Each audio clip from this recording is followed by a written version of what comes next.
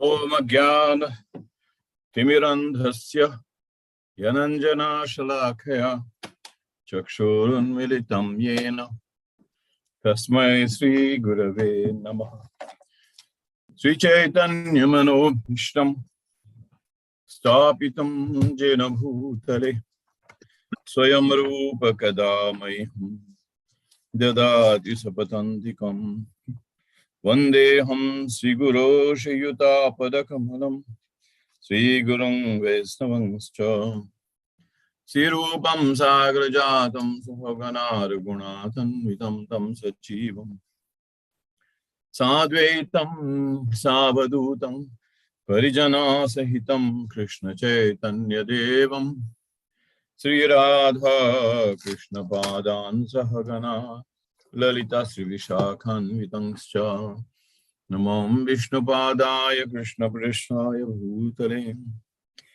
Srimati Bhakti Vedanta Swami Niti Namine Namaste Saraswati Deve Gauravani Pracharine Nirvishesha Shanyavadi Paschata Deshatarine Jaya Sri Krishna Chaitanya Prabhu Nityananda Shri Advaita Gadadhara Sivasadi Shri Gaura Bhakta Vrinda Hare Krishna Krishna Krishna Hare Hare Hare Rama Rama Rama Grandharaja Srimad Bhagavatam Ki Jai.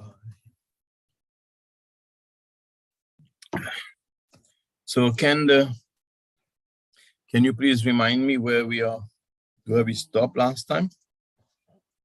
Because it's been a week and I didn't look into this. Actually, 20, text 20. Oh, we finished that 14, section. 20. Yes. So Kashyapa's response to deity, and that was Hare Krishna. Hare Krishna. Yes. Yeah, I just want to inform Jyoti Sharup is here, but he's will be off because he's doing some savor. There's some science candidate who is in Ghana, so he has to take him somewhere. So it's good. It's good to be off throughout the period of the class. And He isn't here, you mean? He's here, but he will not be putting on his video. So I'm just informing you. Okay. And I'll take 5 minutes also because I need to attend to something. My video will be off for like 5 minutes. The light is finished. I want to recharge. Okay.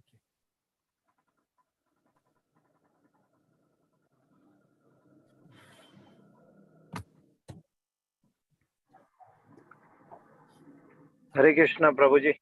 Please accept my humble obeisances. Accept mine. Jyoti Sarup Prabhu.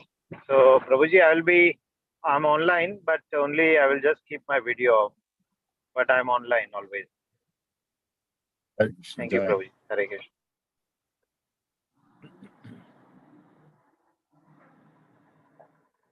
So the next section, actually Kashyapa wanted to postpone the union with Titi and the reasons he gives. So we'll start with text 21. Okay? Hare Krishna. Om Namo Bhagavate Vasudevaya. Om Namo Bhagavate Vasudevaya. Om Namo Bhagavate Vasudevaya. Narayanam Namaskrityam Naram Chaiva Narottamam Deving Saraswatim Vyasam Tato Jayamudiraye Nasta Prayeshu Abhadreshu Nityam Bhagavata Sevaya Bhagavati Uttama Shloke Bhaktir Bhavati Neshtiki Grandharaja Srimad Bhagavatam Ki Jai. So, Navayam Brahvastam Tvam Anukartum Griheshwari Api Ayusava Karsnin Yechanye Gunagrinda Nava. O Queen of the home, we are not able to act like you, nor could we repay you for what you have done, even if you worked for our entire life, or even after death. You have to unmute. Madhavan, please unmute. Okay. If we worked for our entire life or even after death, to repay you is not possible, even for those who are admirers of personal qualities. So Kashyapa's address to his wife, he is acting as a henpecked husband in a way. Prabhupada makes a comment about this. And he's glorifying his wife, Diti. And he's saying his debt towards him. So let's see what Prabhupada says in this purport. So much glorification of a woman by her husband indicates that he's henpecked or he's talking lightly in a joke. So Kashyapa meant that householders living with wives enjoy the heavenly blessings of sense enjoyment and at the same time no fear of going down to hell. The way the man in the renounced order of life has no wife and may be driven by sex desire to seek another woman or another's wife and thus go to hell. In other words, the so-called man of renounced order who has left his house and wife goes to hell if he again desires sexual pleasure, knowingly or unknowingly. In that way, the householders are on the side of safety. Therefore, husbands as a class cannot repay the debt to women, either in this life or in the next. So basically, she acts like a fortress for the woman, for the husband, protecting him from, wayward life, and ultimately leads to, lots of suffering, even up to the point of going to hell. So therefore, husbands as a class cannot repay the debt. So this is what we Jew would be owe. It's quite amazing because the act of religious marriage and living in marriage is a great boon. That's why grihastas are not decried. Grihastas are not considered, fallen in that sense, or because they're living with a woman or wives. So not all husbands are as able to appreciate the good qualities of the wives, but even the one is able to appreciate this quality, it is not possible to repay the debt to a wife. So she acts like the manager in the home. She takes care of the kids. She takes care of household work. She cooks, cleans, and is always available. So Prabhupada always says a woman who is so nice and obliging can also become a problem because people, men in Grihastha ashram can become too attached to this comfortable life. So Prabhupada is saying it's not that Kashyapa is actually henpecked, but he's actually, in a way, jokingly saying the truth. So text 22. Even though it is not possible to repay you, I shall satisfy your sex desire immediately for the sake of begetting children. But you must wait for only a few seconds so that others may not reproach me. So because of the question of muhurtam, the muhurta, the time not being auspicious, and he said, yes, it's okay. For the sake of begetting children, we can engage in this union. But because the time is not auspicious, please just hang on for a few minutes. So the henpecked husband may not be able to repay his wife for all the benefits that he derives from her. But as for begetting children by fulfilling sexual desires, it is not at all difficult for any husband unless he is thoroughly impotent. This is a very easy task for the husband under normal conditions. In spite of Kashyapa's being very eager, he requested her to wait so that others might not reproach him. Why? Because of the muhurta. Because engaging in a union like this at the wrong moment can be very inauspicious. Right? So these are important things in Vedic culture. For example, when we have an eclipse, when we have grahan, when we have an eclipse of the sun or the moon, then generally in olden days, I think things we observed in our family, we would not be performing any activities. We would not be cooking, we would not be eating. And no food will be kept in the house, cooked. And that will be influenced by the eclipse. So either before the eclipse, everything is cooked and cleaned and put away, and eaten and put away. So within the period of the eclipse, no eating, except just doing religious activities. no eating, no sleeping, and so on and so forth. This was observed in many Vedic households. These things are observed because these are considered inauspicious times, right? So similarly, there is also what you call Rahu Kal, daily. Daily, there is 96 minutes of Rahu Kal, 1.5 hour Rahu Kal. Rahu Kal is where inauspicious time during the day, and it varies from country to country, place to place, depending on the astrological, astronomical, that timeline. So sometimes when we observe some religious festivals, we check, oh, this is not a good time to start. So for householder, these things are important to kind of follow. And now there's also the Shiva Muhurta. Particular point of the day, there's Shiva Muhurta. Then there's a Gandharva Muhurta. Then there is another Muhurta in the middle of the night. And then in the morning, there's a Brahma Muhurta. So the Brahma Muhurta is very auspicious. And there is an evening time, which is called Gandharva Muhurta, which is generally for people to engage in sensual activities and so on. So not good to engage in any kind of sensual activities like that at the time or in the inauspicious time, which is called Shiva Muhurta. Generally, just a little bit before sunset. Just a little bit before sunset, and goes on to a particular time just after sunset. And this is considered inauspicious. Okay? So he says, Esha Gorat Atma Vela, text 23, Ghoranam Ghora Darshana, Charanti Yashyam Bhutani Bhuteshachuna Nu Charaniya. This particular time is most inauspicious because at this time, the horrible looking ghost and constant companions of the Lord of the Ghost are visible. The Lord of the Ghost is actually Lord Shiva. So Kashyapa had already told his wife Diti to wait for a while, and now he warns her that failure to consider a particular time will result in punishment from the ghosts and the evil spirits, because they move at that particular time.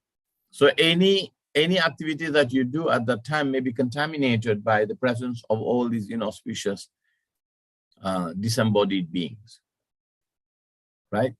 So he said, and also because Lord Shiva is mounted on his Nandi and he roams around accompanied by his ghosts and spirits, and therefore it's not an auspicious time. Not an auspicious time. Just like 1.5 hours before sunrise is considered Brahma Muhurta, is considered an auspicious time. Okay? So text 24. Etasyam sadhivi sandhyayang bhagavan bhutabhavana parito bhuta pashadye vesanatati bhutarat. Lord Shiva, the king of the ghosts, sitting on the back of his bull carrier, travel at this time accompanied by ghosts who follow him for their welfare, which we just explained. Okay? So Prabhupada is talking in this purport very interestingly, very making interesting points. Lord Shiva or Rudra is the king of ghosts. Ghostly characters worship Lord Shiva to be gradually guided towards the path of self-realization, because they are in a very peculiar body. You know, they are in their subtle body without gross bodies. And sometimes they tend to possess other living beings to be able to try to satisfy their senses through the gross body of someone else. Body. So these ghostly characters, they also have to get liberated. Lord Shiva is very merciful to actually give them his association. So Mayavadi philosophers are mostly worshippers of Lord Shiva, and Shripad Sankaracharya is considered to be an incarnation of Lord Shiva for preaching godlessness to the Mayavadi philosophers. That we know. So Sankaracharya preaches Mayavadi philosophy. So ghosts are bereft of a physical body because of their grievously sinful acts such as suicide. So someone commits suicide, that means that they actually get rid of the body that they're presently in, which is not very nice to do. Then what happens? Actually, they get put in a situation where they are bereft of a physical body. Means that the subtle body, the astral body, mind, intelligence, false ego, right? Accompanied by the Lord and the soul in there. Always Paramatma is with them. They go into a state where they don't not given a physical body with senses. A physical body with working senses or knowledge acquiring senses. So then the last resort of the ghostly characters in human society is to take shelter of suicide, either material or spiritual. So once you do that, then you're actually giving away the blessings of being given a human body. And therefore you will be punished by not being given a human body again for a period of time that follows after that. So then material suicide causes loss of the physical body, and spiritual suicide causes loss of this individual identity. So Prabhupada is equating Mayavadis to commit suicide because they think that the Lord or even the Jiva cannot attain another body, and that Jiva is just Brahman, the Supreme Lord is Brahman, and there is no question of qualities, there is no question of senses, there is no question of activities. Impersonalist feature of the Lord being the topmost. So therefore, those who are impersonalist Mayavadis, they tend to want to go into impersonal liberation called Mayavad liberation or impersonalist liberation, where they actually finish off all their desire for activities. But then it's, what is this impersonalism? It's like suicide.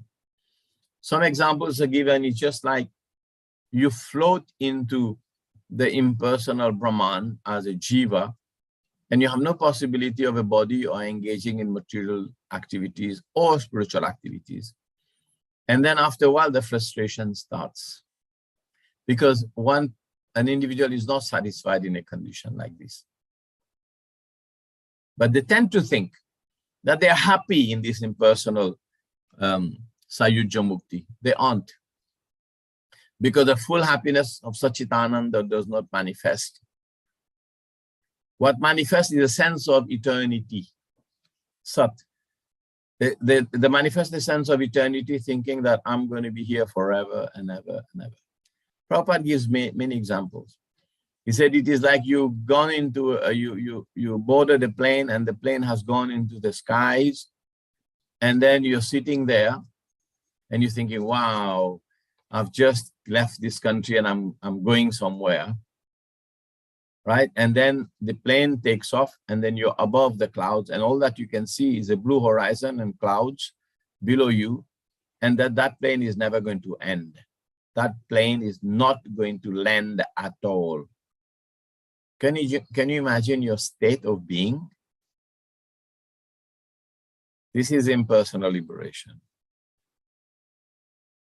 So it's not very, very pleasant. So Prabhupada is saying here, Mayavadi philosophers desire to lose their physical body, individuality, and merge into impersonal spiritual Brahma Jyoti. But Lord Shiva, being very kind to the ghosts, sees that although they are condemned, they get physical bodies. So that's his mercy, that he delivers them from their ghostly bodies. He places them into the wombs of women who indulge in sexual intercourse, regardless of the restrictions on time and circumstances. So where do they start off? These ghostly characters, where do they start off getting a body? They get put into bodies of a woman who's engaging in intercourse in an inauspicious manner. So it is an inauspicious birth. So the punishment in a way carries on, but at least they get to have a body. So by the mercy of Lord Shiva, they're given a body. So Kashyapa wanted to impress this fact. So he's saying, you ghosts and hobgoblins are going to be put in your body at this time. So let's not do that now and wait a while. But you see, now what happens is text 25. And he wants to postpone this union, and he's explaining the reasons for postponing this union. Okay, so we will read text 25. Smashan chakra niladulli dhumra vikirna vidyota jata kalapa Bhashma vaguntha malarukma deho devastribir pasyati devaraste. Lord Shiva's body is reddish and is stained, but he is covered with ashes. His hair is dusty from the whirlwind dust of the burning cremation. He is a younger brother of your husband. And he sees with his 3 eyes.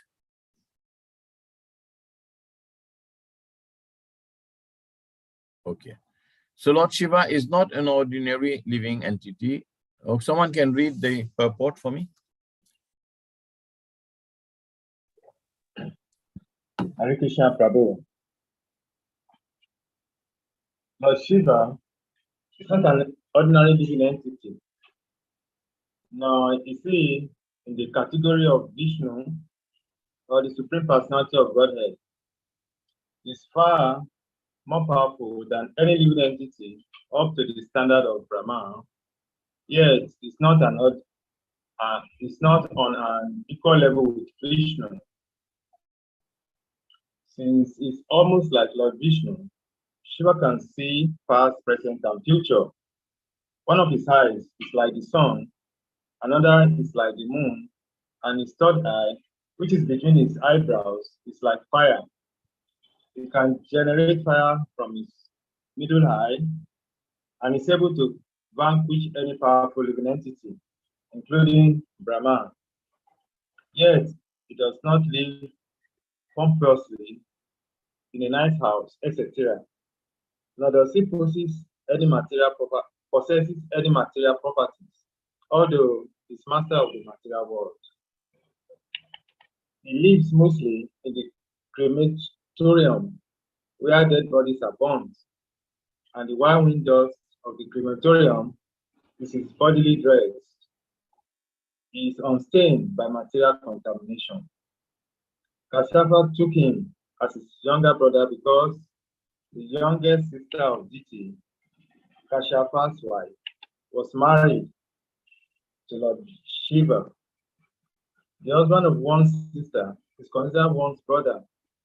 By that social relation, Lord Shiva happened to be the younger brother of Kashyapa. Kashyapa warned his wife that because Lord Shiva would see their sex indulgence, the time was not appropriate. The king might argue that they would enjoy sex life in a private place, but Kashyapa reminded her that Lord Shiva has 3 eyes, called the sun, the moon, and fire. And one cannot escape its vigilance any more than he can escape Vishnu. Although seen by the police, a criminal is sometimes not immediately punished. The police waits for the proper time to apprehend him. The forbidden time for sexual intercourse will be noted by Lord Shiva, and Diti will meet with proper punishment by giving birth to a child of ghostly character or a godless personality. Kashyapa foresaw this, and thus he wanted his wife Diti. He warned his wife Diti. Hare Krishna. Okay, so Lord Shiva is very powerful. That's the main first part of this purport. He's so powerful, he's in the same category as Vishnu. Almost, but he's not an ordinary living being. But at the same time, he's not in the same category as Lord Vishnu or the Supreme Lord. But he's as powerful. And he can vanquish Lord Brahma if he need be. So he can generate fire from his middle eye. And here it is said that also he does not possess any material properties, but he is still the master of the material world. So the Shiva Tattva is a very difficult Tattva to understand. But his kingdom is between the material and the spiritual world. Because Shiva Tattva is a Tattva by itself.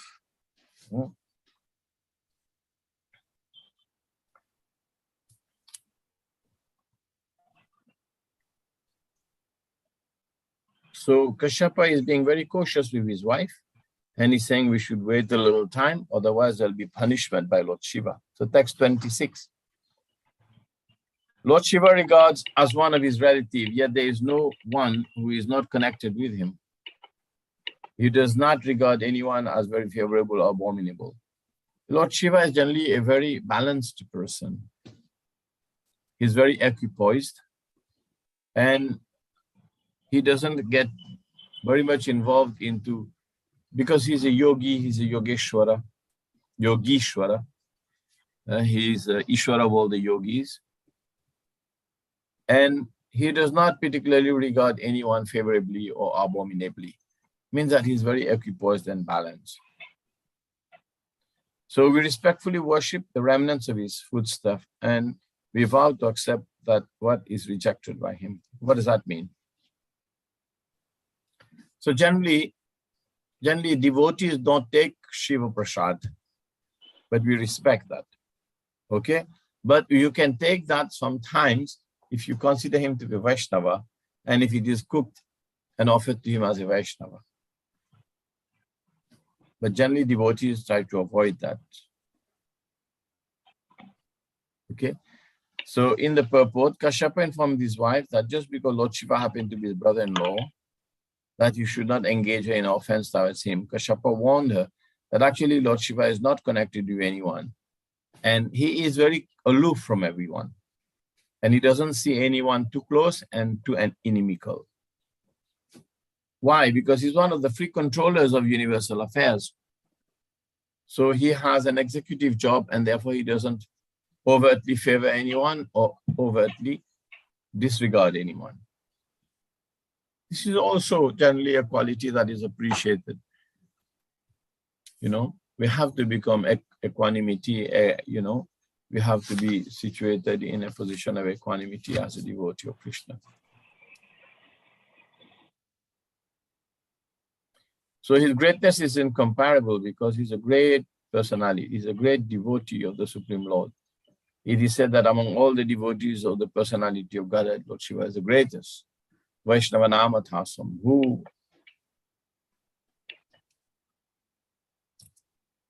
so certain the remnants of foodstuff, if it is that we see him as a Vaishnava, left by him or accepted by other devotees as Mahaprasad or gave spiritual foodstuff.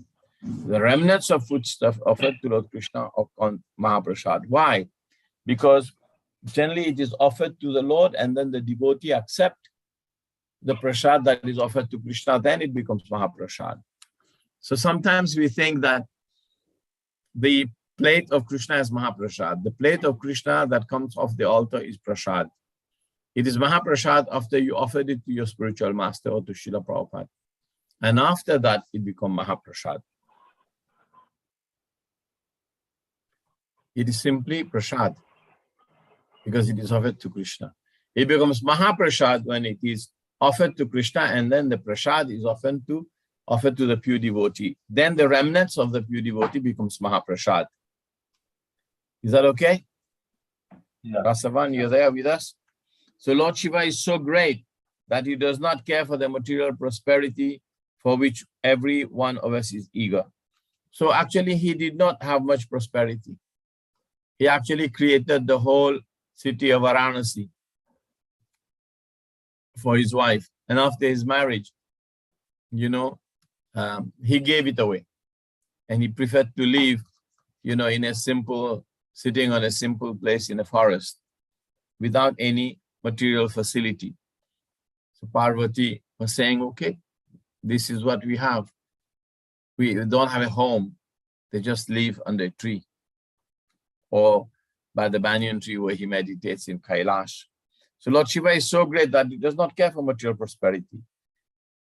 Parvati, who is a powerful material nature personified, which is Durga, is under his full control as his wife, yet he does not use her even to build a residential house. He prefers to remain without shelter. And his great wife also agrees to live with him humbly. So this is the status of Shiva and Parvati. People in general, they worship Mother Durga, which is the wife of Lord Shiva, for material prosperity. But Lord Shiva engages her in his service without any material inabilities, without any material needs or desires.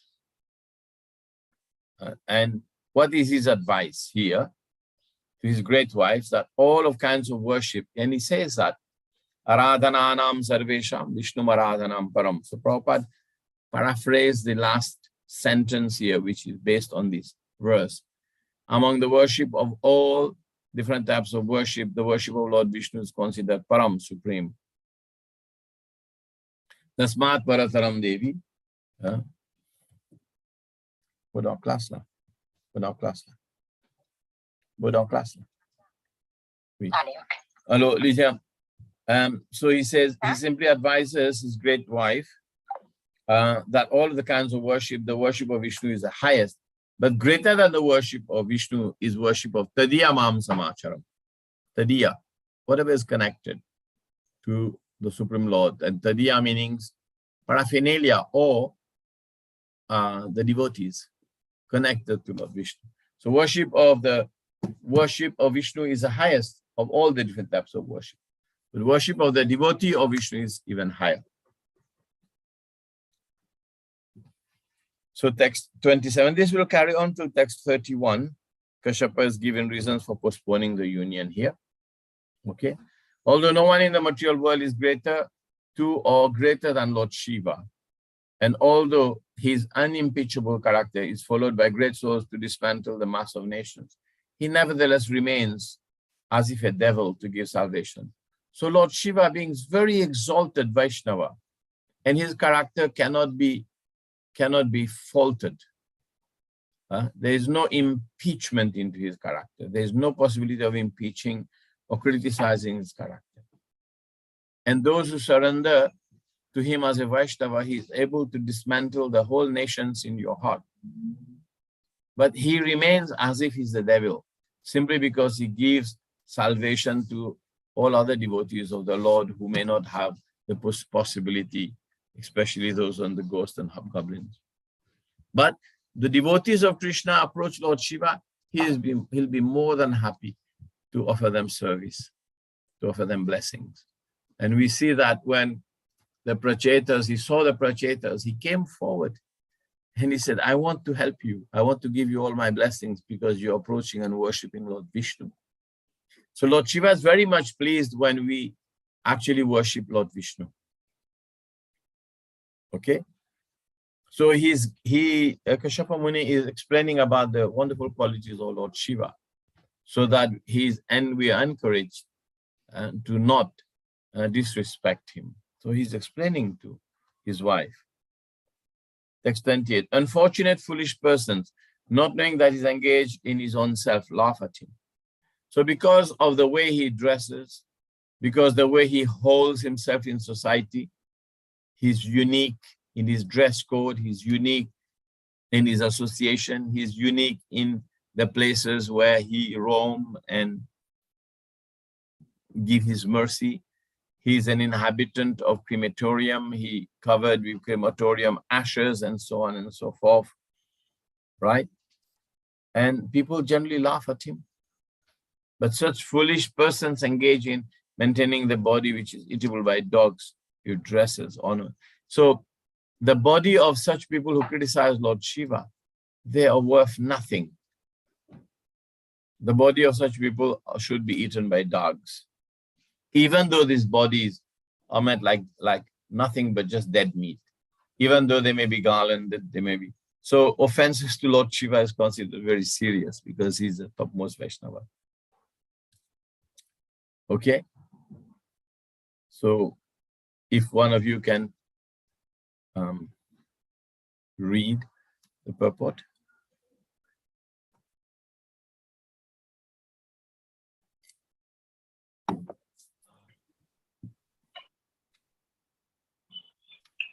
Read the purport, Shalika.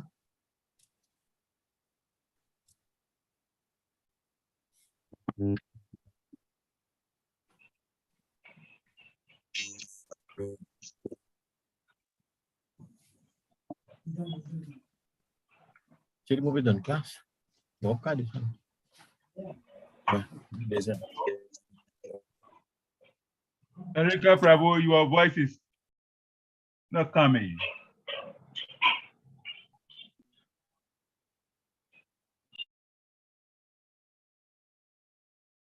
Hare Krishna, can you hear me now? Yeah, I can hear you. You can speak. Yes, we can hear you now. Okay. Okay, purport to text number 26. Kasyapa Muni informed his wife that just because Lord Shiva happened to be his brother-in-law, Oh, should it's not- text 28. oh my Purport God. of text 28. Sorry. Lord Shiva never accepts any luxurious dress, garland, ornament, or ointment. But those who are addicted to the decoration of the body, which is finally eatable by dogs, very lusciously maintain it as the self. Such persons do not understand Lord Shiva. Excuse me. But they approached him for luxurious material comforts. There are two kinds of devotees of Lord Shiva. One class is the gross materialist, seeking only bodily comforts from Lord Shiva. And the other class desires to become one with him. They are mostly impersonalists and prefer to chant Shiva Ham. I'm Shiva. Or after liberation, I shall become one with Lord Shiva. In other words, the Karamists and Gyanis are generally devotees of Lord Shiva, but they do not properly understand his real purpose in life. Sometimes, so-called devotees of Lord Shiva imitate him, in using poison intoxicants. Lord Shiva once swallowed an ocean of poison, and thus his throat became blue. The imitation Shivas try to follow him by indulging in poisons, and thus they are ruined. The real purpose of Lord Shiva is to serve the soul of the soul, Lord Krishna. He desires that all lustrous articles such as nice garments, garlands, ornaments, and cosmetics be given to Lord Krishna only, because Krishna is the real enjoyer. He refuses to accept such lustrous items himself because they are only meant for Krishna. However, since they do not know this purpose of Lord Shiva, foolish persons either laugh at him or profitlessly try to imitate him. Hare Krishna. Hare Krishna. So, any points? Anyone wants to ask any questions? I think a lot of people are not able to follow the class. I see Rasavan or Tamal or anyone. Please get engaged in the class. Otherwise, I'm just reading the purport and explaining. Yeah. Yeah, Hare Krishna Prabhu. When you were describing earlier on Prabhupada's example of the impersonalist, like that of someone who take off in an aeroplane and get into the sky, and it becomes an endless sky, then you ask a rhetoric question. Can anyone imagine that kind of a life? So I was thinking in my head,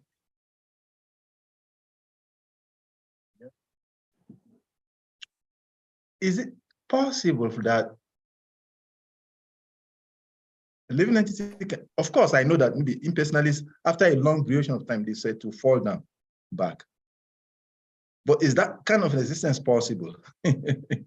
I'm trying to imagine how it's possible for someone to even exist like that, because by nature, the living entity is chanchala, it's restless. So to find itself in such a situation, can it actually stay there for that kind of a period of a long time? Can you In other words, repeat? can the soul stay in that kind of a state of being? I'm talking about that state of being where you explaining where this soul just be in the sky. I'm giving an example of an aeroplane takes off, and you see only the sky. Now, the living entity who attains that level of vibration, let's call it that name for now, can the living entity live in that kind of a state of life for a long period of time that is said in the scriptures? In that state of oblivion, just for like that, for a very long time. Is it possible? I'm trying to look at it from my... It's not eternally. They fall down. They fall down or they come back, not eternally. And in some Upanishads, calculation of a long period of time is given how long they can stay in Brahmajyoti. So this Sayuja Mukti is not permanently permanent, so to speak. Because at some point they become fed up with themselves, being in a state of eternal being, but not being in a state of perfect ananda or perfect, knowledge. It's interesting. Mm-hmm. Yeah. Hare Krishna, Prabhu. It's like then coming back to normal life, devotional life, or it is like after a long period of holding on to something that is not much in it. Then it's like the aeroplane finally lands and you say, finally. So it's a kind of a state of anxiety, actually. Because it's a state of peace. But even peace means what? Think about it. Even it's a state of peace. Mm-hmm. Okay, say for example, you are living in an island and everything is provided and you're peaceful, but you have no interaction with anyone. How long will you sustain it? I'd rather have some headaches, but I'd have some interaction with people. Hare Krishna, Prabhu.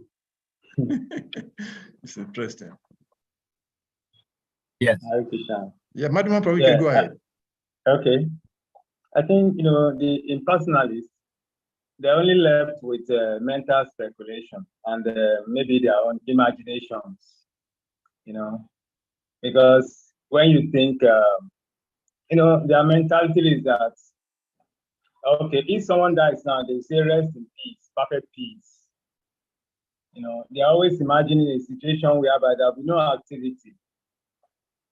Since they did not know about activities in the spiritual world, they think it's just a place. You just get there and the natural state of being is actually being in Bhakti. Raganuga Bhakti is the natural state of being. Because the natural state of being is full of bliss in eternity. Even like when we are in the state of sadhana bhakti, is considered a struggle.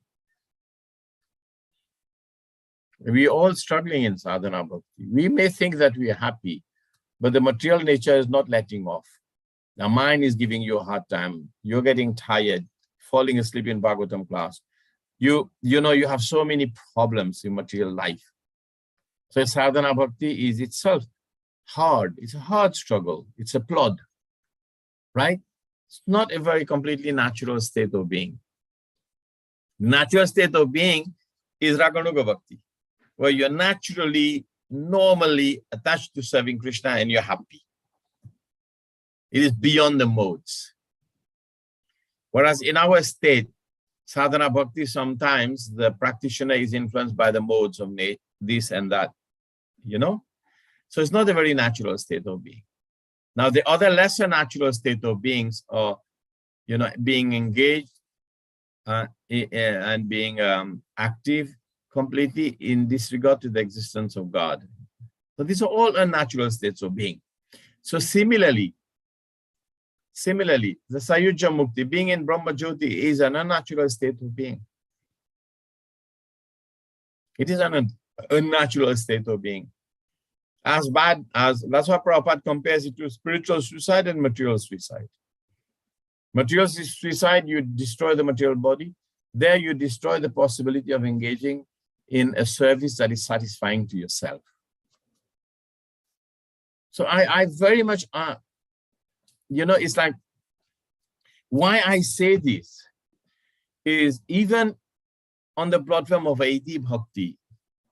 I mean, look at us. We are in Vaidhi Bhakti. And comparatively to the material people, we are happy. or I would say we're happier. But are we truly, really, blissfully 100% no?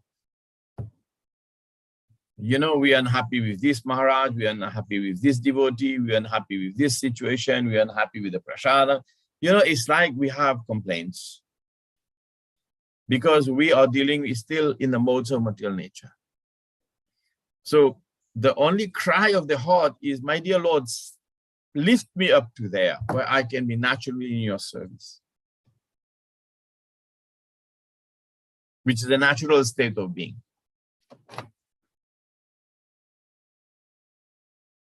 And once we get that kind of sentiment and feeling, then we will want to get there. We want to get there. But at least if you're not influenced by Rajogun and Tamogun, then there's that knowledge, there's that happiness and that joy. So the one lesser step than being in the full Shuddha Sattva is practicing everything in the mode of goodness. There's no tiredness, there's joy, there's happiness, there's this and that.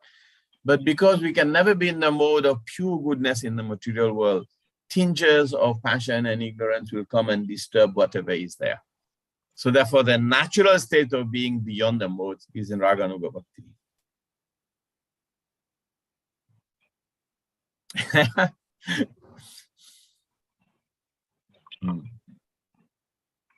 Think at it from that angle. Okay.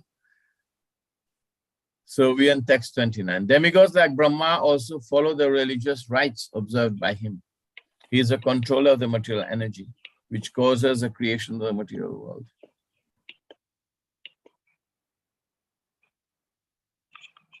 He is great, and therefore his devilish characteristics are simply imitations.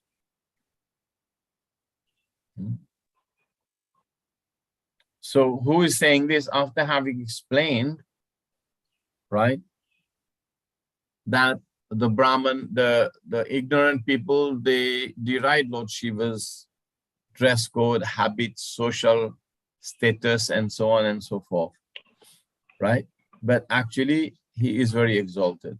Then following that, now it is said that even demigods like Lord Brahma who follow religious rites observed by him, because he's a controller of the material energy, right? Therefore, his devilish characteristics are simply imitation. So the imitation of the behavior of Lord Shiva is not truly reflective of his exalted position.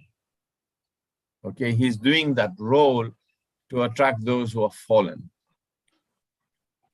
So in the purport, we read the purport. Okay, Rasavan, read the purport, Prabhu. 29, purport 29. Okay. Lord Shiva is the husband of Durga, the controller of the material energy. Durga is personified material energy, and Lord Shiva, being her husband, is a controller of the material energy. He is also the incarnation of the mode of ignorance, and one of the three deities representing the Supreme Lord. As his representative, Lord Shiva is identical with the Supreme Personality of Godhead. He is very great, and his renunciation of all material enjoyment is an ideal example of how one should be materially unattached. One should therefore follow in his footsteps and be unattached to matter, not imitate his uncommon acts like drinking poison. Hare Krishna. So he does uncommon things like, you know, put a snake around his neck, and uncommon things like dressing with deer skin, and other uncommon things like smearing his body with ashes. And another great uncommon thing that he did, he drank the poison that came out of the churning of the ocean. And his throat became blue, which caused him to be named Nilakantha. So we cannot imitate these uncommon acts of Lord Shiva, but one thing we can imitate, or we try to follow in his footsteps, he's become materially detached, like he is completely materially detached. That is his real position. Okay? So far up to this point here, Right? Kashyapa is trying to glorify Lord Shiva, trying to explain his exalted position to convince deity. Let's not try to disrespect this exalted personality. So Kashyapa's reason for postponing the union so much requested by deity. Okay? So now in text 30, Maitreya, he talks again, right? So in between, the katha is going on and the Maitreya is inquiring and talking to Vidura. So Maitreya uvacha, Saivam samvidite bhartra, manmatan matitendriya, jagraha vaso brahmashir, virshaliva gata trapa. Maitreya said, Diti was thus informed by her husband. Right? So Kashyapa did a good job explaining this to him. It's straightforward glorification of Lord Shiva, how he is exalted. But she was pressed, Diti was pressed by Cupid for sexual satisfaction. Right? And then she caught hold of the clothing of the great Brahmana sage, just like a shameless public prostitute. So this is the power of Cupid, the power of sexual desire. That all that preaching, all that glorification of Lord Shiva, all that word of cautions just went in one ear and went out the other ear, as if nothing was said.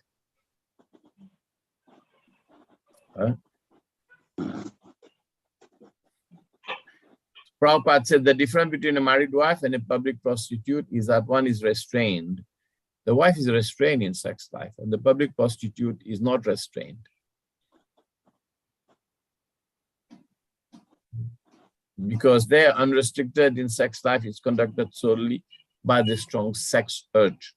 Although very enlightened, Kashyapa, the great sage, became a victim of his prostitute wife. Incredible, Prabhupada using very strong words.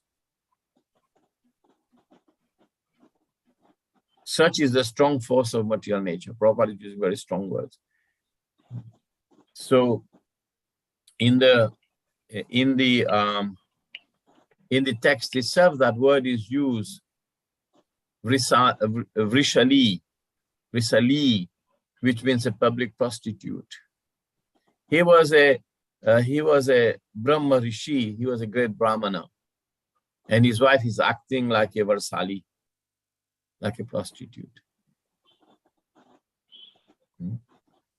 So because you can understand that these times there, a very special time at the dawn of creation. And things are very regulated. Everyone is very controlled and everyone is very proper. And her acting like that is inviting the wrath of material nature.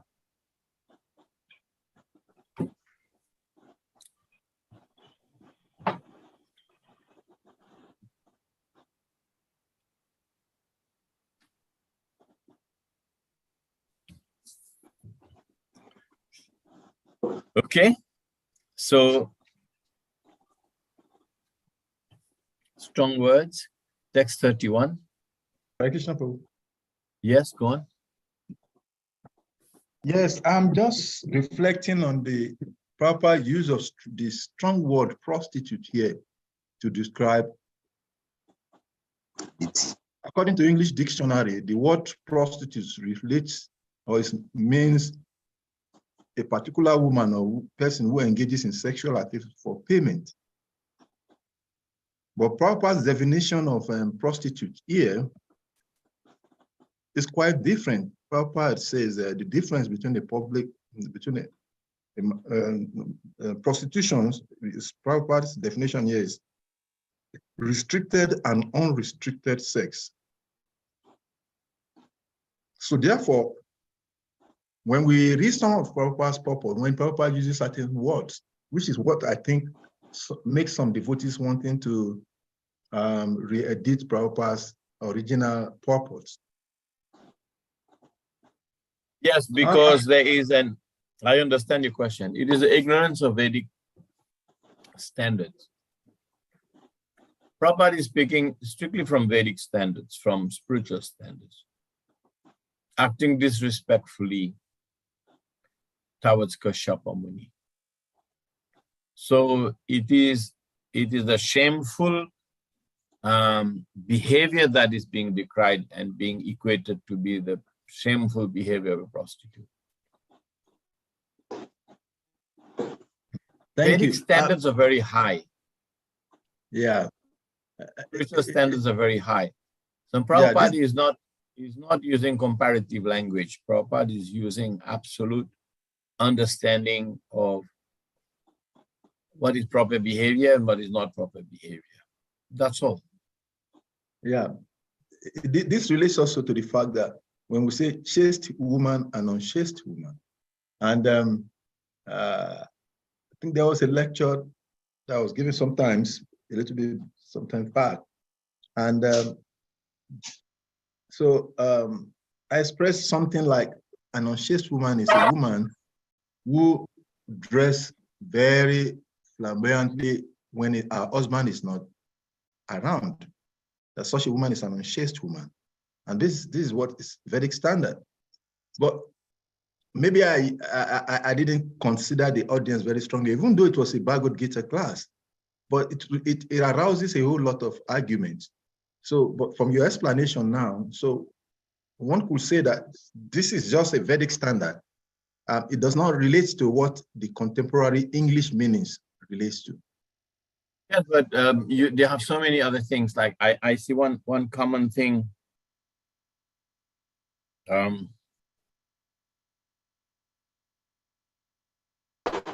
One very common thing is, for example, when a woman is married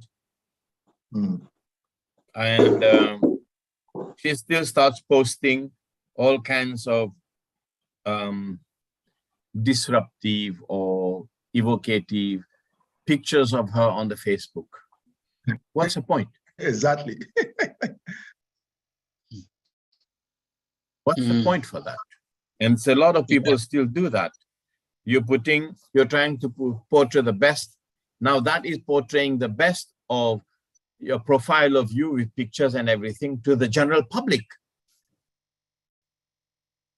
Exactly. Yes, Prabhu.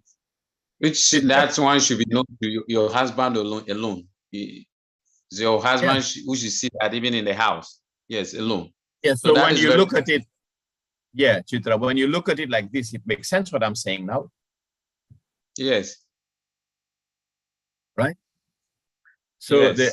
we see that sometimes, we see that sometimes there are devotee women who are not married. So they may be profiling their pictures, this and that. So you would think that after they're married, that they would have some more reserved, sort of restrictive behavior and a little bit more restrained, but they don't. Yeah, and we see that. That's exactly why I raised the question, because so it's a Bhagavad Gita class, and it sounds as if though it's a disrespectfulness to the female gender. But that's also the sad thing is also that the spiritual masters don't say anything. Yeah. Of course. Sooner or later, it should be some kind of an edict has to be pronounced that if you're initiated as a Vaishnava, then there has to be there has to be some kind of a respectful behavior in public. Yes. But if you carry on behaving without any restraint or, and publicizing your profile in your pictures, I don't think that's a proper thing to do at all. Yes. Absolutely. Yes. One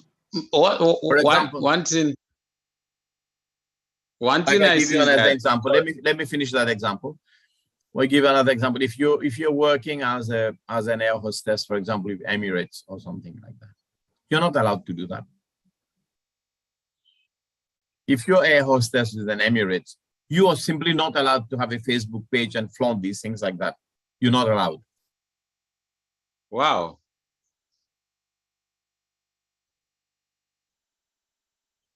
That's nice.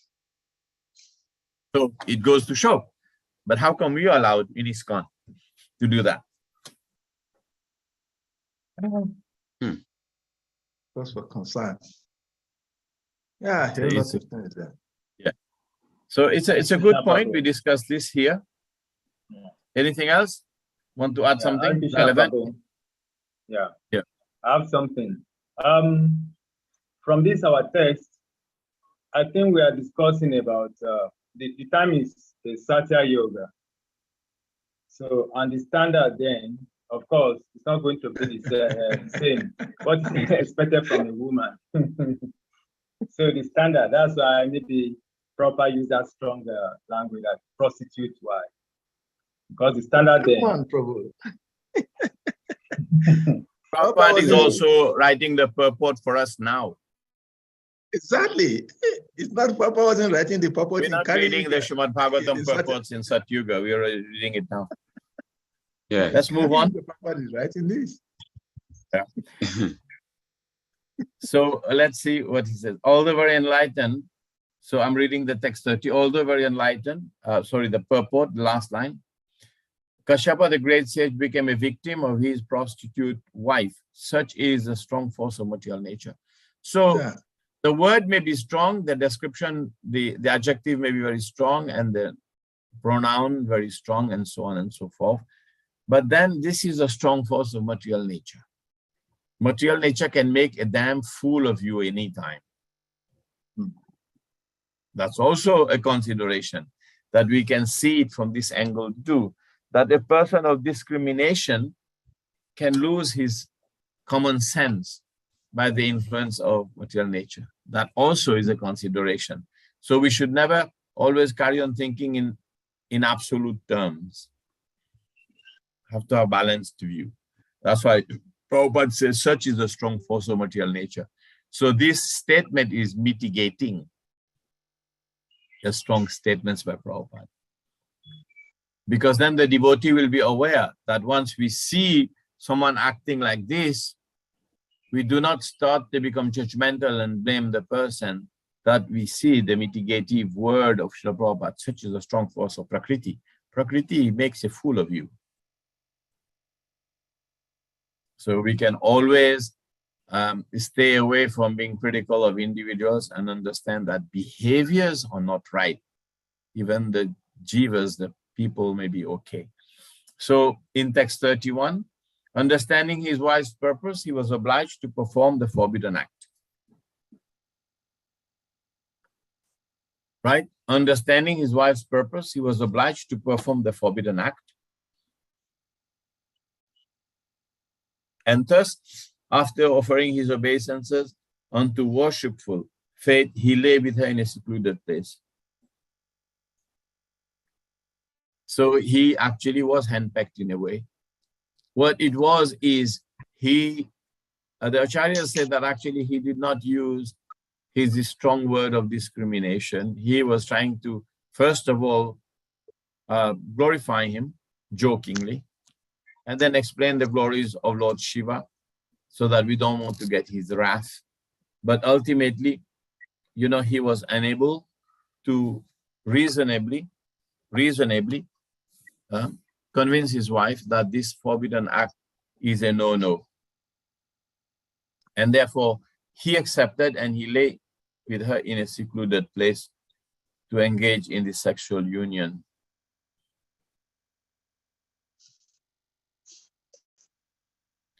Prabhupada is now explaining, yes? Yeah, that brings me to the next question. I was waiting for this verse because when I was reading this, these are life experiences, especially for Grihasthas in Krishna consciousness. Sometimes we experience that someone forcibly, strongly take to the process of Krishna consciousness. And sometimes the wife is weaker, or sometimes the husband is weaker. In this case, Kashyapa is, you use the word empeg. Because there's also an injunction that a Grihastha should not deny the wishes or the desires of the wife. So how do we want balance is and not fall to the victim of becoming an empen, just like you rightly said, because the principle is that the husband knows, he should know, and then Kasepa Muni knows this is not the right time, this is not the right time to do this. But at the end of the day, he still move ahead and do what is not right. So how do we explain this in context of our life experiences now? Because sometimes it could be either way. It could be the husband, it could be the wife. One is weaker than the other. And then even in devotional marriages, we've seen that marriages break because of this kind of discussions, because the wife says that my husband is not fulfilling my wish, my desire. Or sometimes the husband says, and the wife is strong. I have a particular case, a Griasta couple confidentially talked to me at some point in time. It was a big issue for me to deal with. So what do you think one should, how do one address this kind of an issue?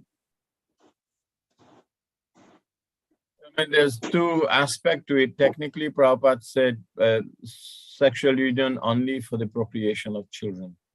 Yes. So that's the absolute standard. But at the same time, it's very hard to make a comment on this. So Prabhupada set up the standard, absolute standard on this, but the reality is quite far from that. The reality of what it is quite far from that. So generally, no one really discusses beyond that, because it is left up to the individuals to see how they manage their private lives in their homes. And I think it should be left to that as well. Because if Diti could not be persuaded by a great Brahmana sage like Lord Kashyapa Muni with his great knowledge, neither he, neither she could be persuaded, nor even him by his preaching was persuaded himself. In a sense, she was not persuaded, but was he persuaded even by his own admission and preaching? No. No, exactly. That's the point. This particular case I'm talking about, okay, one of the couple, I won't mention male or female, but this particular couple, the wife denies the husband because he says, my husband is not chanting his rounds. And so therefore, when he comes close to me, I deny him. This is a confidential revelation discussions. And I said, okay, husband, why don't you chant your rounds? And this was the basis of the argument. And like we said, I think maybe probably your answer is more appropriate, because I couldn't actually resolve this case. The only thing I could do was just give an advice to both parties that, look, these are confidential things, and I appreciate that you confided in me. But the fact is that there is no specific rules that I know that we know the standard. This is what the scripture says. But in practical life, it's difficult to give instructions, because in the first place, both of you are not my disciples. And at the same time, these are very difficult issues that has to do with life. So it's devotional service step by step. You have to work out what is important, remembering that marriage is something for life. So I just find a way to persuade them, preach somehow, and then let them go. And that's why I'm asking this question. But I appreciate your answer. Spoken. Yes, Prabhupada has spoken the strict, Krishna conscious standard. But other sages and other personalities who have disciples and who thinkers and preachers and gurus, they tend to think more in terms of the wife should be obliging to the husband. And Prabhupada said that if the wife is very obliging and very nice, and the husband is still a brahmachari, then that standard, Prabhupada said, is even higher. Because that was the case when Tamal Krishna Maharaj was married, and they were living separately in different beds and things like that. And Prabhupada said, such a standard is even higher than being a sannyasi, Grihastha brahmachari, right? So So if you take it from that angle, being a Grihastha Brahmachari is a very, very high standard. But most Grihasthas are not Grihastha Brahmacharis. So you can take it from that point of understanding, and some allowance is made. Now the point I would say, is it considered a deadly sin? Exactly. Now, is that considered a deadly sin?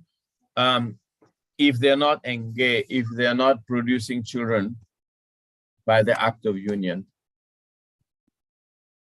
Krishna says, I'm religious act for the right religious purpose, but does not lead one to the hellish conditions. In this purport here, in the previous purports, it does not, because if someone is engaged in regulative principle of human life based on Grihastha ashram of his wife, then not engaging in sexual activities outside of his home actually protects him from the possibility of going down to hell. So you can read in between the line.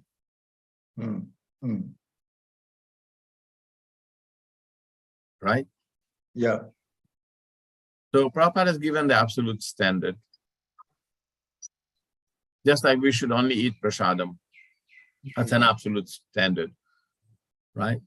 But there's so many variations to it now. After ISKCON has come down long way, so many years. So yeah, Prabhupada is preaching as an acharya. Yeah.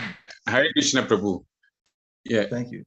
What you are saying is very true. Prabhupada has set the standard. That is to the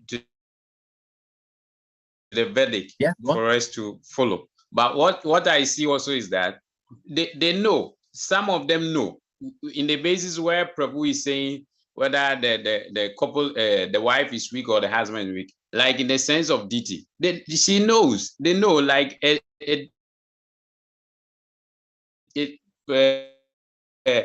practical example is, but they just don't want to follow it at that time. When Kamsa was after Maya chastised, Yoga Maya chastised, he went to speak philosophy to Vasudeva and Devaki to apologize. But afterwards, look at DT's instance. DT is also speaking some philosophy. They know, they just feel like at that time, I don't want to follow the principle, I don't want to do. But they forget that whatever standard that has been set for us is for our own betterment, right? Because the more we are deviating, the more problems. So that is why the standard has been set for us. The more you are deviating, the more problems. Look at the way now the material world is going. It is going more problem, more problem, more problem. That is one thing we should put in our mind. The gurus are following, and many people are following rules, not because they don't have feelings. They don't have that. But because everybody wants to avoid problems, right? They want to stay in their goodness to avoid more problems. Thank you. The only way that I always feel that sadhana bhakti is a struggle, and a struggle simply because of these things. Sadhana bhakti is a struggle simply because of these things. And sometimes when people tend to think, oh, Krishna consciousness is very easy. It's anything but easy before the point of reaching nishtha. It's anything but easy. And this discussion is appropriate among devotees, but if this discussion is not appropriate among new people, because we want to tell them, you know, some utopian ideas that once you engage in Krishna consciousness, life is all blissful. It is blissful if you keep following, but it is also a struggle, and the struggle is because of these things. Yes. Because the impeachment of the material energy, Prabhupada very rightly said, you know, such is the strong force of material nature. So you are battling against the strong forces of material nature all throughout our program of sadhana Vaidhi Bhakti. Because in the unnatural state of being, considering that the natural state of being is Raganuga Bhakti, a natural state of being, and between the natural state of being of Raganuga Bhakti and the very unnatural state of being an atheist demon, there's so many grades of level of performing duties and not performing duties, performing things rightly and not performing things rightly. There's grades of it. So that's why I keep there's grades of it. You know, someone may have some mishaps in his life a few times. Others may make it a habit to engage in sexual union, thinking that it's okay if I'm married. Others may feel bad about it and try to improve as they go along and as they mature and they become, more advanced in age. So that's what I'm saying. There's grades in between the natural state of being in Raganuga Bhakti, where someone will perform a sexual union only for the sake of procreating a pure Krishna conscious child, or being very advanced on that level. It depends on so many individuals. There's so many grades of struggle between these here. So that's why I said Prabhupada is given the absolute standard. Yes, of course. And everyone adjust and do the best they can, knowing that material nature is very powerful. Okay? Yes. So yeah. So there was one devotee, one couple had approached a spiritual master, and then they said, we are too much engaged in this thing. And what could the spiritual master say? He said, but try to regulate it. What else could he say? Yes, of course, nothing. What could he say? He could have said, oh, you guys don't want to have kids. They already had 3 kids. And they said, we can't keep off this thing. So what did he say to them? He said, but at least become regulated. So it's regulated sense gratification, right? They don't want kids. It's regulated. So that's a real state of how things are. So the absolute standard is there, and there's a whole level of struggles in the path of human life, and even in the path of devotees of practicing sadhana bhakti. So let's move on. Thereafter, so I'm now reading text 32, right? So from there on here, they have now engaged in this unlawful, inauspicious act by laying in a secluded place, right? So Prabhupada in this purport says that he knew that the child born of such untimely sexual intercourse would certainly not be a good child, but could not protect himself because he was too obligated by his wife. Was he really too obligated by his wife and also too obligated by himself? That's hard to answer.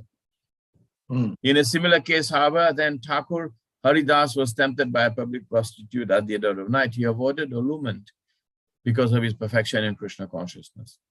That is a difference between a Krishna conscious person and others. Kashyapa Muni, so that again the absolute standard, because the example is being given of a person like Haridas Thakur. You see? So Muni was greatly learned and enlightened, and he knew all the rules and regulations of systematic life.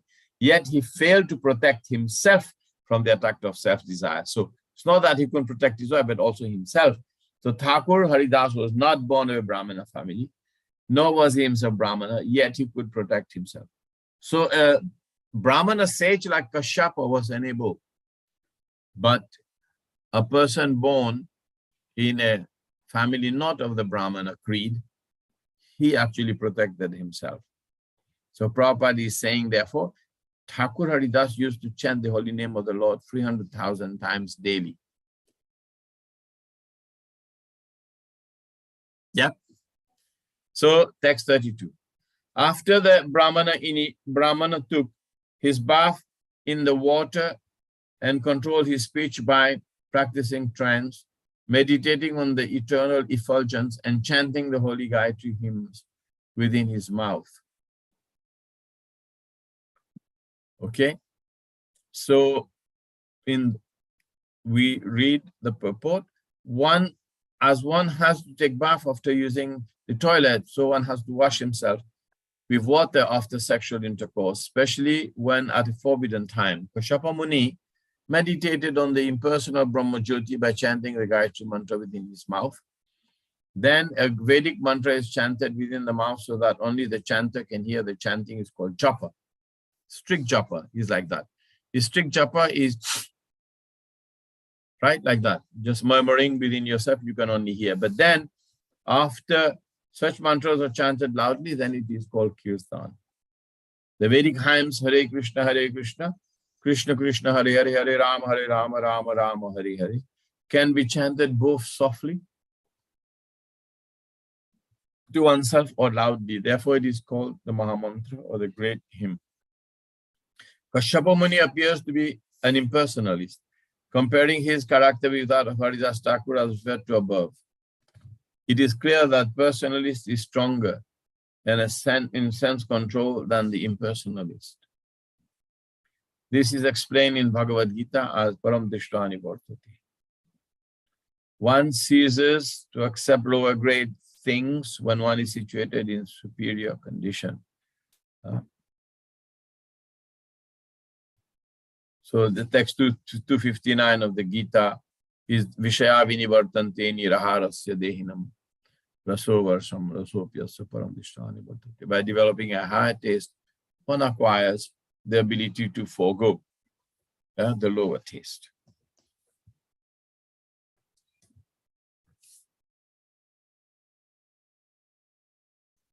So one is supposed to be purified after taking bath and chanting Gayatri. But the Mahamantra is so powerful that one can chant loudly or softly in any condition, and he is protected from all evils of material existence. So text 33.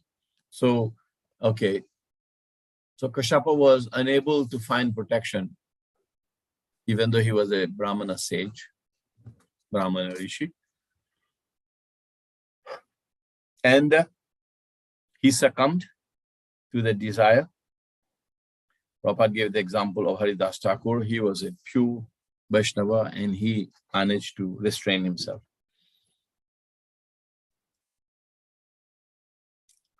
So now we read the text 33.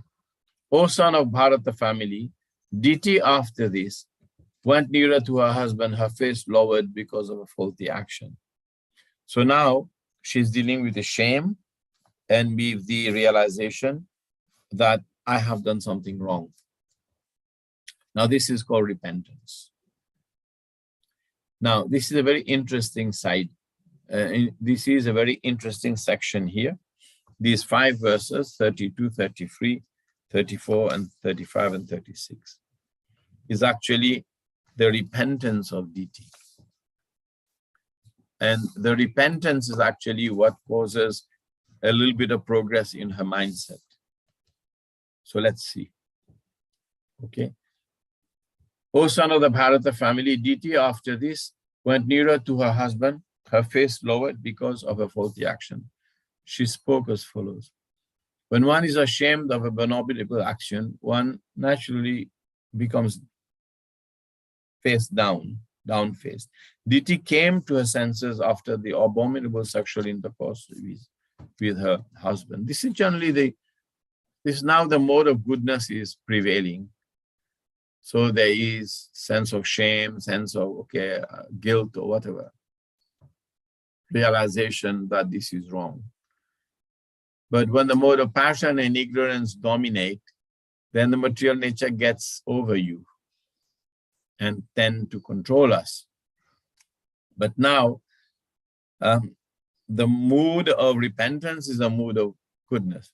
Her face lowered because of a faulty action. She spoke as follows.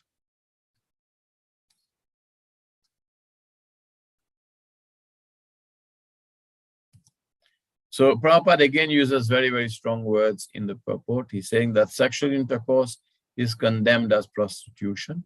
In other words, sex life with one wife is equal to prostitution if the regulations are not properly followed. Okay, we've discussed this point. So, Titir Uvacha, Name Garbham Imam Brahman Bhutanam Rishabho Vadit Rudrapati Bhutanang Yasya Karanam Saha Aham. Anghasam. The beautiful deity said, "My dear Brahmana, kindly see that my embryo is not killed by Lord Shiva." So now she wants protection.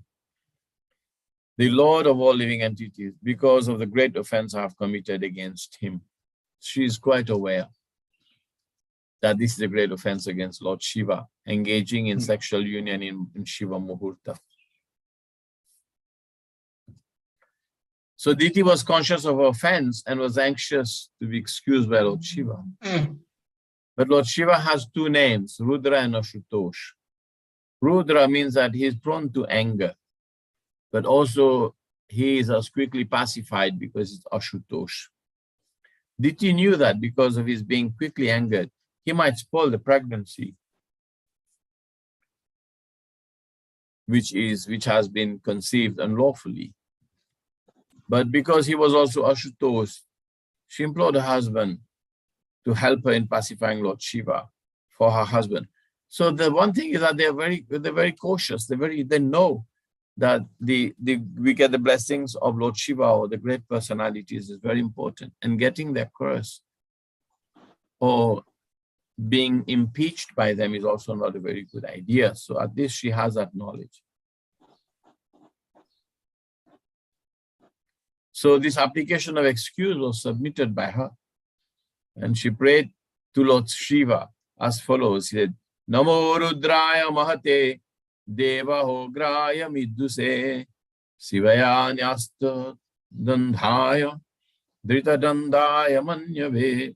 Let me offer my obeisances unto the angry Lord Shiva, who is simultaneously the very ferocious great demon and the fulfiller of all material desires.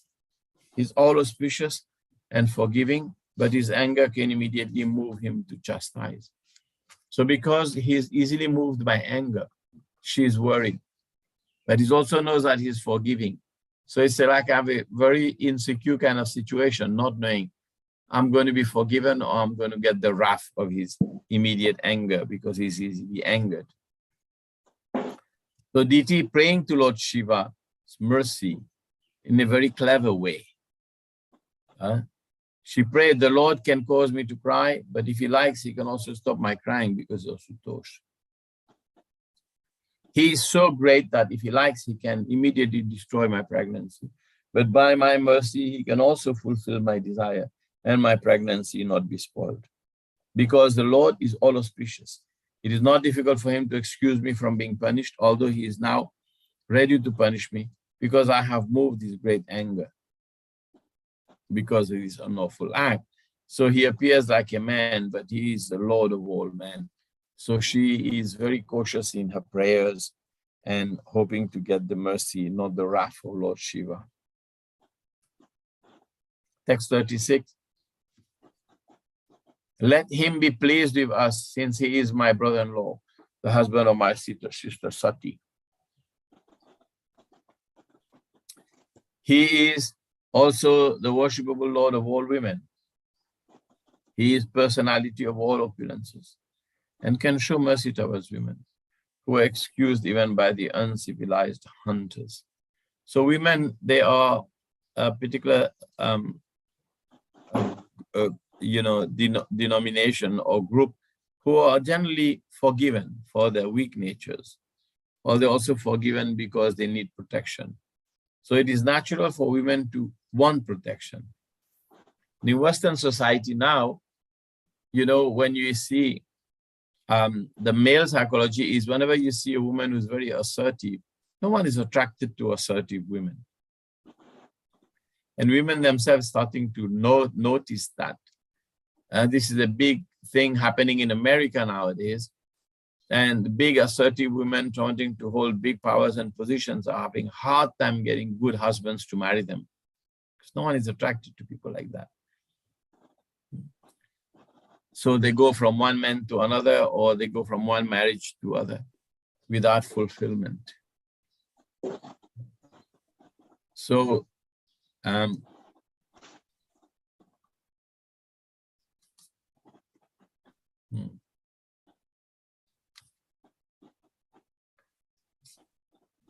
so the natural tendency of women is to receive protection, to receive, not to give, but to receive.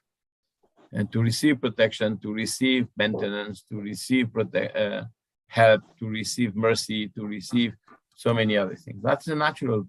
But when a woman becomes placed as, takes more or less the qualities of Purusha, dominate, give, control, then this should not appreciate it. It's a natural thing. So since Lord Shiva is himself associated with women, he knows very well their defective nature. And he might not take very seriously deity's unavoidable offense when occurred due to her natural faulty nature. Every virgin girl is supposed to be a devotee of Lord Shiva. So deity remembered her childhood worship of Lord Shiva and begged his mercy. So generally in the Vedic culture, unmarried women, virgin girls, they worship Lord Shiva and they want him to propitiate his blessings of getting a good husband. So therefore, deity also had prayed to Lord Shiva.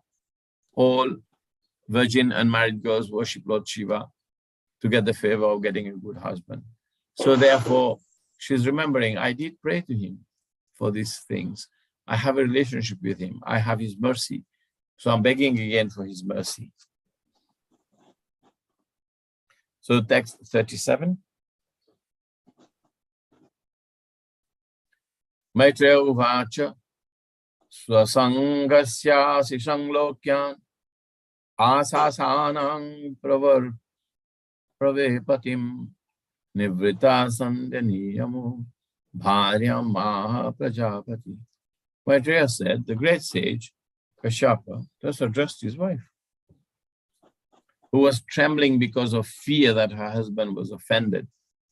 So it's like whenever an illegal or unlawful act is committed, if someone is a naturally good-hearted person, he will feel, some kind of a fear of time, fear of offense, fear of retribution. So this is just so if someone doesn't have any of these qualities of repentance, fear, then that is actually very bad. But here Diti was fearful.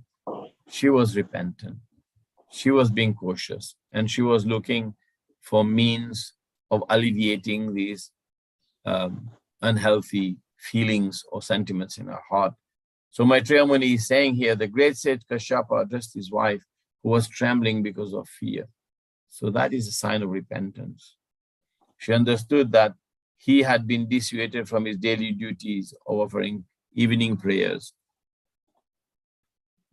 So she felt responsible for that.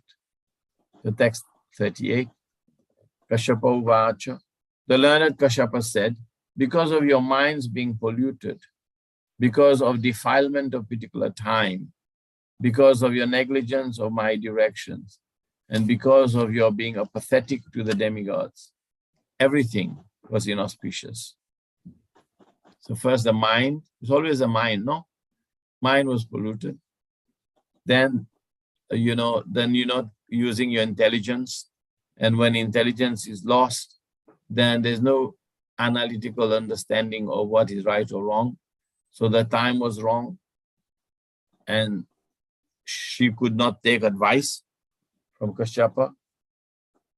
And also, despite the wonderful preaching about not avoiding the wrath of Lord Shiva and being careful that you might not end up having very lowly souls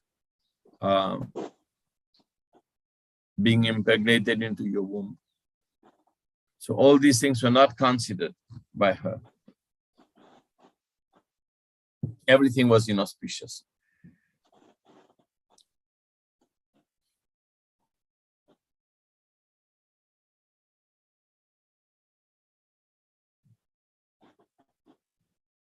Okay, so text 39. Or should we read, or one person can read the purport? Please read the purport. And please note, if there are points that you want to clarify, you can ask the questions. I'll read. Okay. Purport. The condition for having good progeny in society are that the husband should be disciplined in religious and regulative principles, and the wife also should be faithful to the husband. In Bhagavad Gita 7:11, it is said that sexual intercourse, according to religious principle, is a representation of Krishna consciousness. Before engaging in sexual intercourse, both the husband and the wife must consider their mental condition, the particular time, the husband's direction, and obedience to the demigods. According to Vedic society, there is a suitable auspicious time for sex life, which is called the time for Garbhadhan. Diti neglected all the principles of scriptural injunction, and therefore, although she was very anxious for auspicious children, she was informed that her children would not be worthy to be the son of a Brahmana. There is a clear indication herein that a Brahmana's son is not always a Brahmana. Personalities like Ravana and Hiranyakasipu were actually born of Brahmanas, but they were not accepted as Brahmanas because their father did not follow the regulative principles of their birth. Such children are called demons or Rakshasas. There were only 1 or 2 Rakshasas in the previous ages due to negligence of the disciplinary methods. But during the age of Kali, there is no discipline in sex life. How can one expect good children? Certainly, unwanted children cannot be a source of happiness in society. But through the Krishna consciousness movement, they can be raised to the human standard by chanting the holy name of God. That is the unique contribution of Lord Chaitanya to the human society. So, when we study Explanations of Devotional Service by Lord Kapila, chapter 29, he puts the different gradations of jivas. And then he puts one grade of jivas as being non-varnashram humans and varnashram humans. So if we are not following varnashram, then the possibility of regulative life is difficult. In varnashram, it's easier, and therefore progress is gradual. So I'm remembering this passage because I was teaching it a few days ago. That non-varnashram humans, Prabhupada had asked one devotee had asked Prabhupada, what is it better to be a good Christian and following Jesus Christ, or is it better to be in the Vedic culture and even if you're worshipping demigods? So Prabhupada said, because you're worshipping the demigods, then you're in varnashram culture. And from varnashram culture, you can upgrade yourself to worshipping Vishnu or Lord Krishna, so it's better. So then, from that angle of non-varnashram and varnashram humans, it's better to be situated in varnashram, right? But then, our host culture is not supportive of varnashram system. Wherever we are living, even in India, there's the general caste systems and people are habituated to dealing in this caste system, which is a corrupt representation of the varnashram system. So therefore, because we are being in a situation where in society, we don't have, good brahmanas living according to good brahmanical standard and good kshatriyas and good vaishyas and so on and so forth. Then generally a brahmana would want to have a brahmana son. And kshatriyas generally pray for kshatriya sons. And vaishyas generally pray for kshatriyas. Vaishyas generally pray for vaishya sons. And shudras also, they pray for the children to take on their professions because there was no factory work. There was no technological work in the Vedic times. People would generally engage in the work of their elders. Wife will be helping her husband in whatever duty he may be engaged. And therefore, sometimes even Kshatriyas, they would engage in sexual intercourse with more than one wife, or they will have maidservants who they will engage. Because, why? Because to perpetuate the Kshatriya race, and Kshatriyas were more often, more than normally, like more than others, normally they would be killed in battles. So therefore they were allowed to keep more than one wife and have more Kshatriya sons, because that was required by them. So yes, the sons of a Brahmana, they're not generally always become a Brahmana, but the chance of them being a Brahmana is higher. So because of that inclination, that tendency, then with the encouragement of the British and everyone else there trying to decry the Vedic system, they created the caste system, which is a Brahmana is born of a Brahmana, which is not what Prabhupada has explained in his purpose, nor does Krishna go for this. So Prabhupada is talking about Ravana and Hiranyakashipu, were actually born of Brahmanas. But they were not accepted as Brahmanas because their fathers did not follow the regulatory principles for their birth. And such children were called demons, Rakshasas. But Prabhupada is saying here, there were only 1 or 2 Rakshasas in the previous ages, but they did enough damage that would be caused by thousands of Rakshasas here, because they were huge Rakshasas. And why? Because there were negligence of certain disciplinary methods. But in this age of Kali, there's no discipline in sex life. Then how can you expect good children? Certainly unwanted children cannot be a source of happiness in society, but through the Krishna consciousness movement, they can be raised to the human standard by chanting the holy name of God. That is a unique contribution of Lord Chaitanya. So Lord Chaitanya has been very kind, merciful to us, and given us the chanting of the holy name so we can raise our standard. Any questions, comments?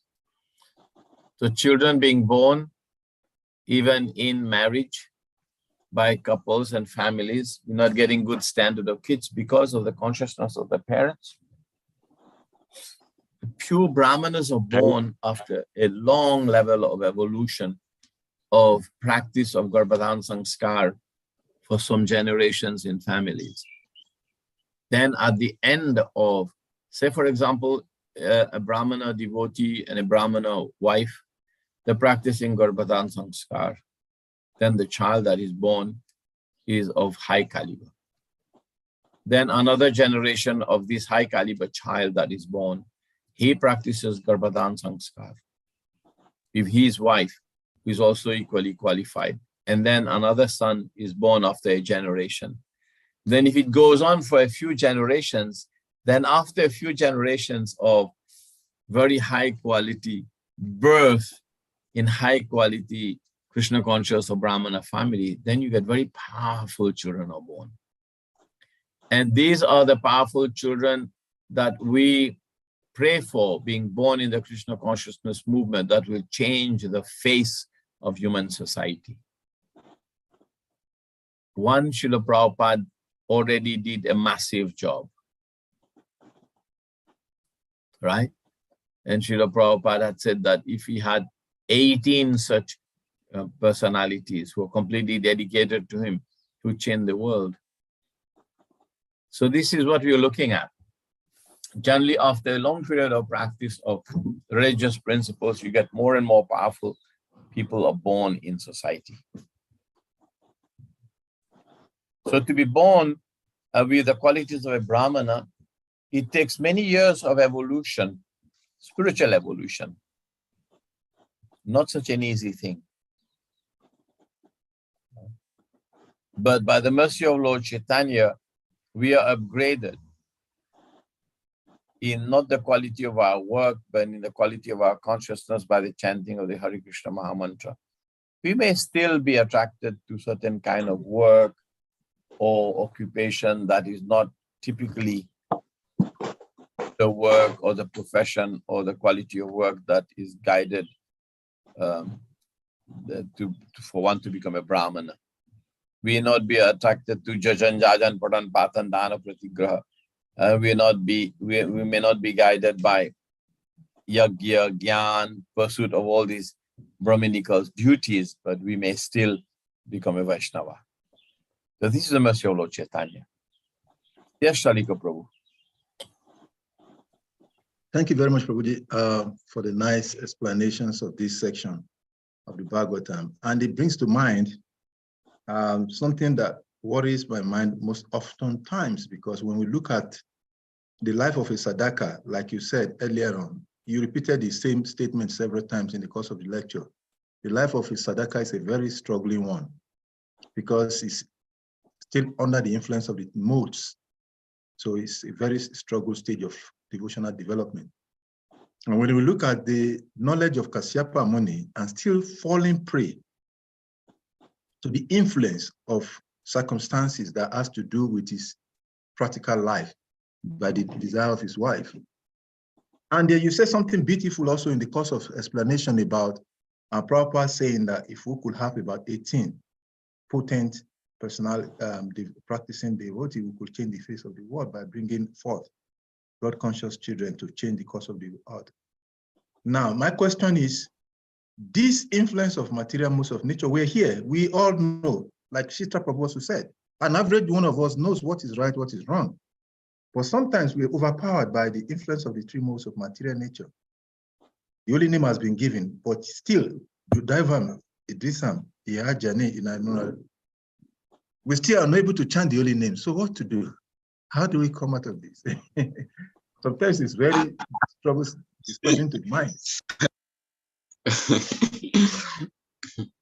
Very nice.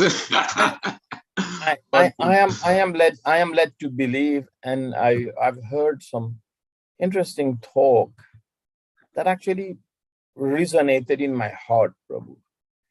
And I'm led to believe that, for example, when Gurudev came to West Africa in the early days, and you were all, it probably the same thing for me. My spiritual master was here in the early days, and we lived in the ashram as brahmacharis, and some fortunate souls have carried on living in that station of life as a brahmachari and moved on to being sannyas and so on and so forth. And I was recently also looking at a Bhagavatam class that was being given by one devotee at the Bhaktivedanta Manor, and I lived at the Bhaktivedanta Manor for some years, and I was looking at all the older devotees there still sitting down and listening to Bhagavatam class. I saw my friends in the video and so on and so forth. And I've been reflecting on something for some time, that we are not taking very seriously these five. We are taking this one thing very seriously, which is being promoted and talked about and pushed more and more and more, is that we should stick to chanting our 16 round. We should chant, we should chant, we should chant, we should chant, we should chant. Right, that's very true. So most important anga of devotional service. But equally important is the other 4 angas of devotional service, and we are generally sometimes neglectful of 1 or 2 or more of them.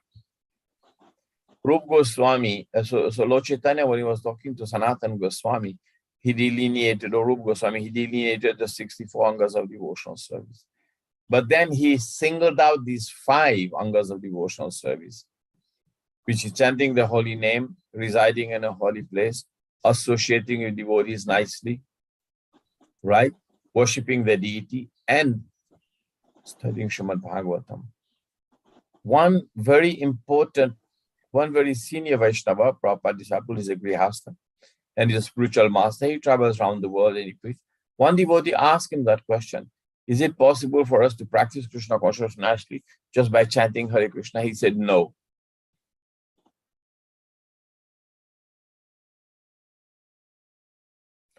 He said, you have to study Srimad Bhagavatam, and you have to reside in these 5 angas of devotional service.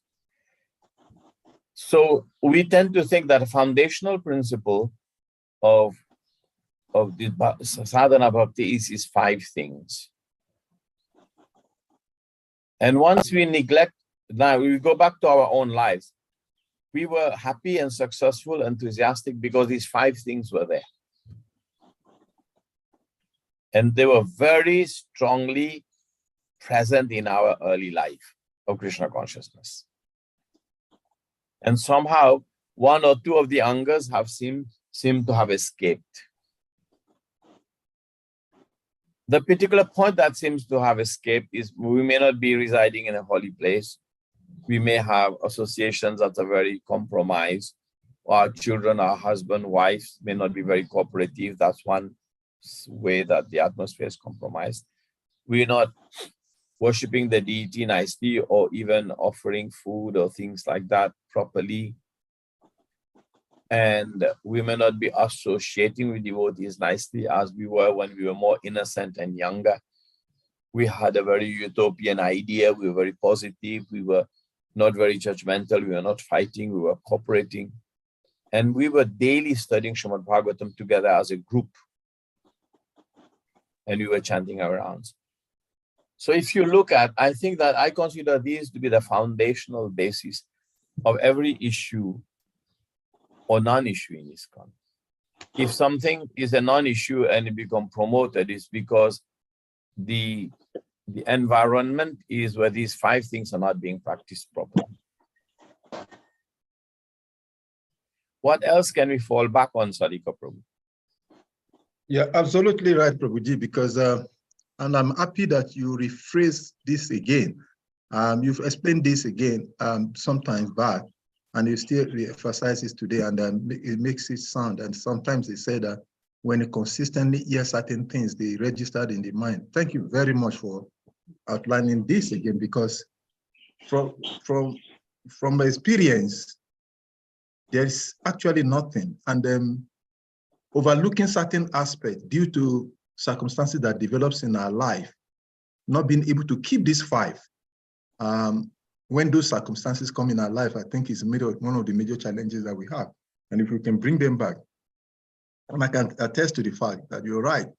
There was a time in my life. I just make a point. I just make one point. Challenges also come because of lack of one of these angas. You're right. Yeah.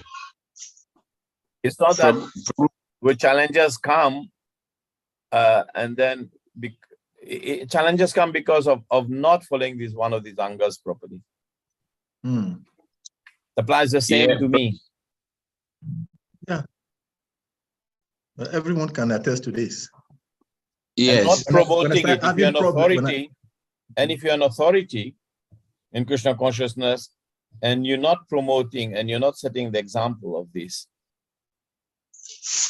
then sooner or later, even as an authority, even as a guru, even as a GBC, even as a sannyasi, you will be called to task if these things are not the basis. Prabhu, please, can you go over those 5? I got only 4. Can you go over the 5 again?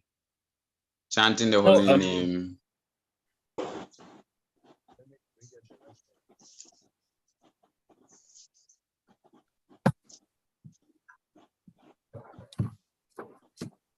I'll put it up here. Okay. 5. The 5 angas of devotional service, Lord instructed. I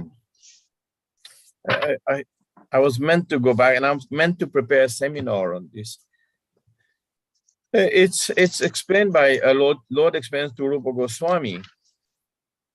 You know, when Lord instructs a Rupa Goswami, he explains about the 64 angas of devotional service. Because if you go back to Nectar of Instructions, and he explains Nectar about of Devotions also. Nectar of Instruction, Rupa Goswami Yes. He says, tat tat karma pavartanat. He says in this 4th verse, wait, I'll read it for you. This is it. Just wait a minute.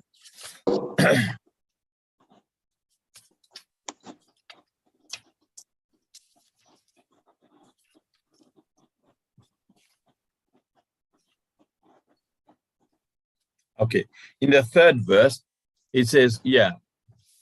Okay, you get that. Let me go back 1 minute, Salika, okay? So in this text, free of an act of instruction, it says, Utsahan nisched dharyat tat tat karma vartanat. Okay, being enthusiastic, endeavoring with continue, being patient. And acting according to religious principles, tat tat karma pavartana, such as Shravanam, Kirtanam, Vishnu Smaram, hearing, chanting, and remembering Krishna. Then Sangatyagat. So this thing about acting according to regulative principles, such as Shravanam, Kirtanam, Vishnu Smaranam, is thus to give the angas of devotional service. So if you go back to Bhakti Aloka, which is a book written by Bhakti Vinod Thakur, and Bhakti, he explains long and wide. This tat tat karma pavartanat means actually the 64 angas of devotional service. But being main in the 64 angas of devotional service is these 5 that you've just listed. Can you go back and list it now? Yeah, I'm bringing it up from the place you quoted directly. This is it. Yes. Okay, there it is. Okay. Or I should bring the one I bring before because I like yes, this more. Bring the one that bring before now.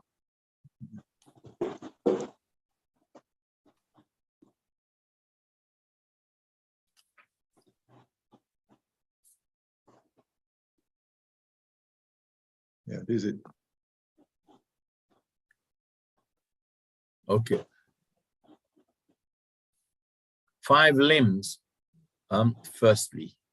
Okay, Sadhu Sangha association, associating with Premi Rashikacharya, serving them. I'm not sure where is that from, but associating with devotees. It's from Brad Vindal.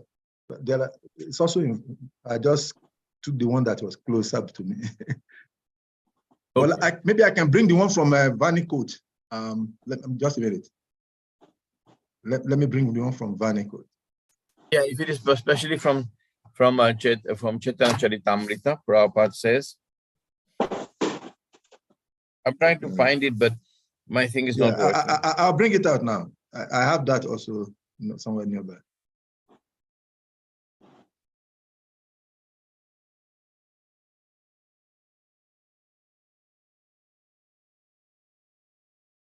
Oh my God, my network.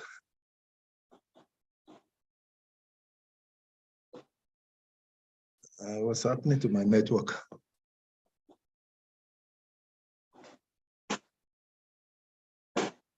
Oh, what's up?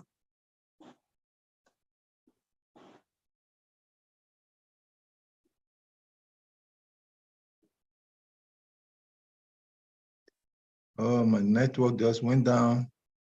Just a second.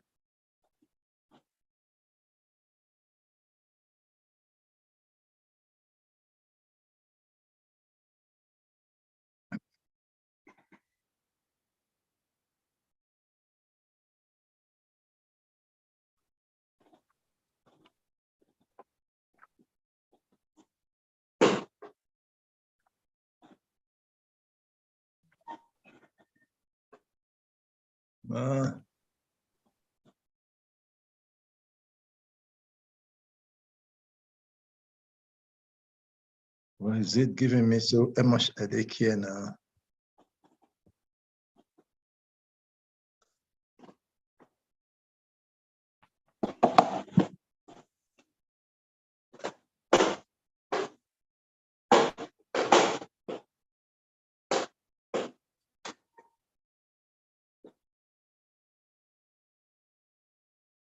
Okay, maybe I'll share this one.